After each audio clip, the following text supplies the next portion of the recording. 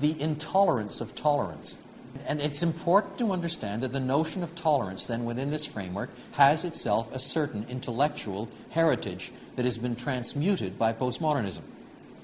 Under the modernist paradigm, tolerance looked something like this. I may disagree with you, but I insist on your right to articulate your opinion, however stupid and ignorant I think it is. That's tolerance. In other words, this means that there is tolerance for the individual to say things with which I disagree. The tolerance is directed toward individuals. But there is robust debate at the level of content and substance. So I may disagree profoundly with Marxist historiography, but if I'm a tolerant person under a modernist regime, I insist on the right of Marxist historiographers to articulate their views. But likewise, under the Western vision of tolerance, under a modernist camp, then I insist on the right of capitalists to articulate their views, or theists to articulate their views, or whatever. However right or wrong I think they are. So that unless there is something deeply, deeply damaging to public well-being, as, for example, somebody coming along and advocating vociferously pedophilia,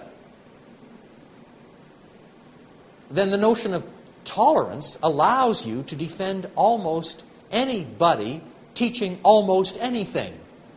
Because, you see, under the modernist paradigm, the assumption is that in the marketplace of disputed ideas, the truth will come out. There is a truth to be searched out. There is a truth to be pursued. Truth, ultimately, is desirable and attainable. So, in other words, this view of tolerance is itself tied to a certain kind of vision of truth, a certain kind of epistemology. But once you change the epistemology and lose that vision of truth, tolerance itself is redefined. Now tolerance means that you must not say that anybody is wrong. That's the one wrong thing to say. But now notice,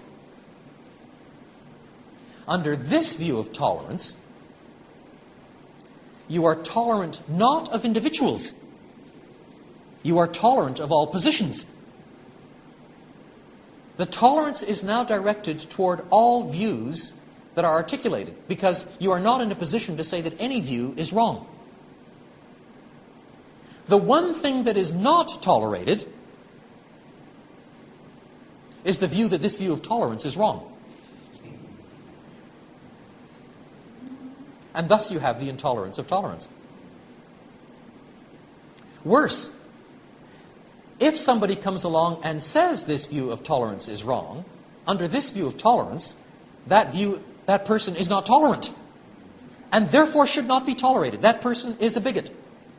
And because there is no understanding of tolerance directed toward the individual, but only towards all views, except that view which says that this view of tolerance is wrong, therefore the university campus can become a very scary place toward anybody who says that there may be an absolute right and wrong after all, or an absolute truth.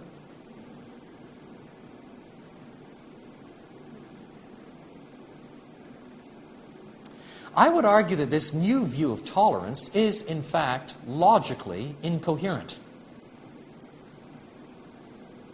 I don't simply mean that it is inconsistent, that is, it proves intolerant. I don't mean that. It is inconsistent, but I mean something worse than that. I think that it is incoherent. Because the very notion of tolerance, under whatever regime, presupposes that you have to disagree with someone or something before you tolerate it. You see, if I say, on my university campus, I will tolerate those who propagate Islam, or Marxism, or whatever, it doesn't matter. I have to disagree with it before I can use the word tolerate. If I say, well, you're no more right nor wrong than I am, I may agree with you. I tolerate you. It's incoherent. That doesn't even make sense.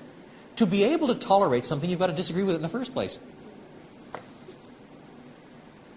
But if, in fact, you are not in a position to say that any position is wrong, how can you speak of tolerating it?